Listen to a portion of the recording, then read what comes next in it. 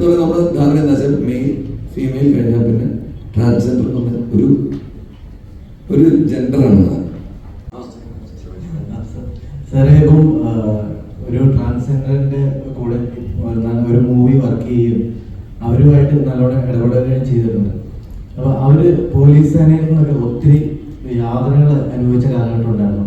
ഇപ്പോൾ കുറവാണെങ്കിലും പക്ഷെ അവരെ ബഹുമാനിക്കണം, അവരുടെ ഒരു സ്വത്വത്തെ ബഹുമാനിക്കണം എന്ന് സാർ പറയുമ്പോൾ നേരത്തെ അങ്ങനെ തന്നെയാണല്ലോ ചിന്തിച്ചിരുന്നത്?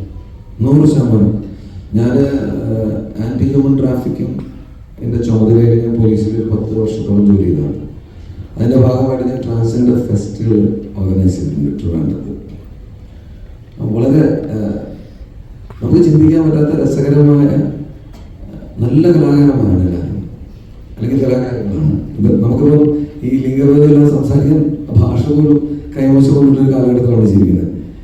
ഇവർക്ക് ഞാൻ വളരെ രസകരമായിട്ട് ഇപ്പോഴും ഓർമ്മയുണ്ട്. ഞാൻ ട്രാൻസ്ജെൻഡർ ഫെസ്റ്റ് ഓർഗനൈസ് ചെയ്തപ്പോൾ കുറേ നേരം ഞാൻ സ്റ്റേജിൽ നിങ്ങളുടെ പരിപാടികളുണ്ട്, ഇവരെ കുറിച്ച് സംസാരിച്ച ശേഷം ഞാൻ പറഞ്ഞു എനിക്കൊന്ന് ബാത്റൂം പോകണമെന്ന്, ടോയ്ലറ്റ് യൂസ് ചെയ്യണം. അപ്പം ഞാൻ ചെന്നപ്പോൾ കാണുന്ന ശരി ഇവരെല്ലാവരും 2 ടോയ്ലറ്റിലും ഉപയോഗിക്കുന്നുണ്ട്. സ്ത്രീകളുടെയും പുരുഷന്മാരുടെ ടോയ്ലറ്റ്. അവർക്ക് ആ വ്യത്യാസമില്ലാതെ അവർക്ക് ലിംഗഭേദം അവർ പെട്ടെന്ന് ഡാൻസിന് വേണ്ടി തയ്യാറാണ്. അവർ എനിക്ക് പോകണമെന്ന് അവർ 2 ഇറങ്ങി തന്നു. സാർ ഏതിലൂടെ പോയി കാണാം. ഞാൻ പറഞ്ഞു സുഹൃത്തുക്കളെ എനിക്ക് സ്ത്രീകളുടെ രീതിയിൽ പോയി കഴിഞ്ഞാൽ അത് വാർത്തയാവും, എനിക്ക് പോകാൻ പറ്റില്ല. പക്ഷെ ഞാൻ അപ്പോഴാണ് ഇവരുടെ ബുദ്ധിമുട്ടുകളെ കുറിച്ച് ഞാൻ ചിന്തിച്ചു തുടങ്ങിയത്. ഞാൻ അന്ന് അതിനെക്കുറിച്ച് ഒരുപാട് പഠിക്കുന്നുണ്ട്.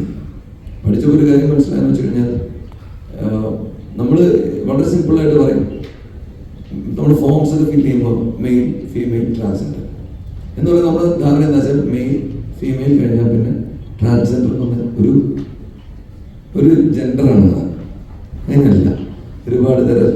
ഞാൻ മനസ്സിലാക്കിയത് 72 shades of ട്രാൻസ്ജെൻഡേഴ്സ്. ഒരു ട്രാൻസ്ജെൻഡറുടെ ട്രോമ ആയിരിക്കില്ല അടുത്ത ട്രാൻസ്ജെൻഡറുടെ ട്രോമ. ഒരാളുടെ സമൂഹത്തിലേക്കുള്ള ബിലോങ്ങിങ്നെസ്സിനുള്ള ബുദ്ധിമുട്ടായിരിക്കില്ല വേറൊരാളുടെ. ദേ ഡോണ്ട് ബിലോങ് എന്നുള്ള ഫീലിംഗ് സമൂഹം നിരന്തരം അവർക്ക് കൊടുത്തുകൊണ്ടിരിക്കുകയാണ്.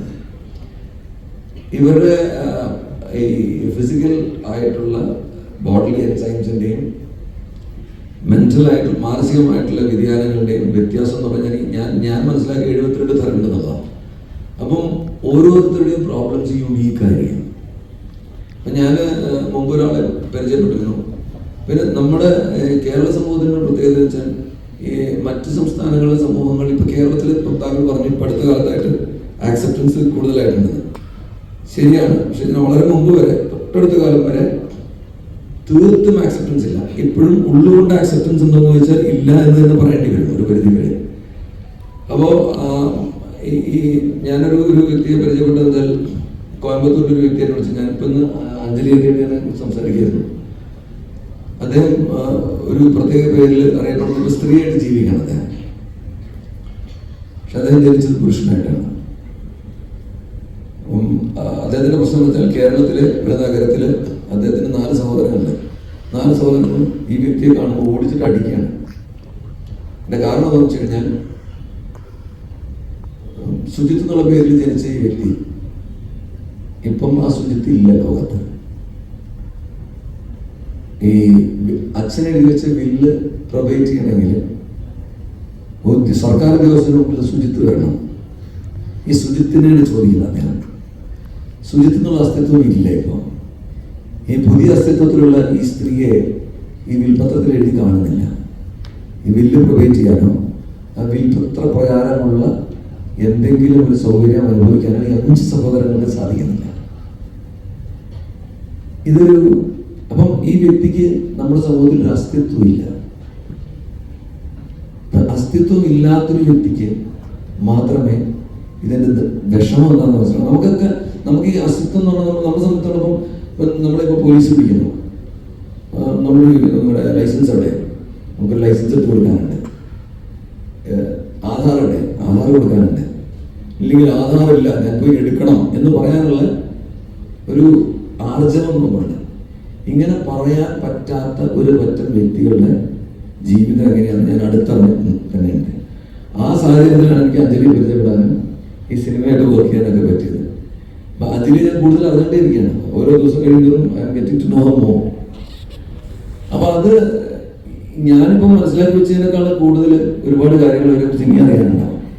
അറിയുന്നതനുസരിച്ച് ഈ എംപത്തൈസ് ചെയ്യുന്ന രീതിയിൽ ആൾക്കാർ മാറേണ്ടത് അത്യാവശ്യമാണ്. അപ്പൊ അങ്ങനെ മാറുന്നതനുസരിച്ചിട്ട് പോലീസ് സേനയിൽ നിന്നല്ല, എല്ലായിടത്തും നിയമങ്ങളില്ല.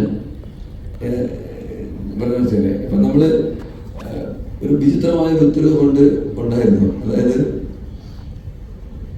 നമ്മുടെ ഈ എന്താ പറയാ ലിംഗമാറ്റ ശസ്ത്രക്രിയക്ക് പണം അനുവദിച്ചുകൊണ്ടുള്ള ഒരു ഉത്തരവുണ്ടായിരുന്നു.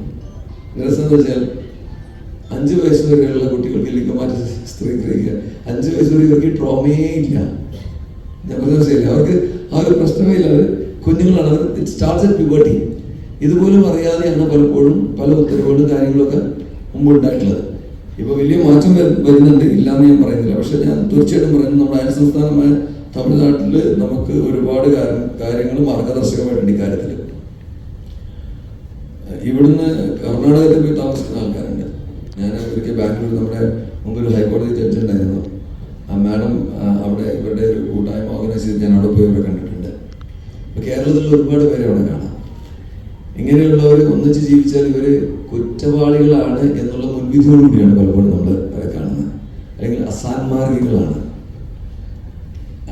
അങ്ങനെയൊക്കെയുള്ള ഒരുപാട് പൊതുവിവക്ഷകൾക്ക് മാറ്റം വരേണ്ട കാലം അതിക്രമിച്ചിട്ടുണ്ട്. അപ്പം അത് എനിക്ക് മുമ്പേ ആ ധാരണയുള്ളത് തന്നെയാണ്.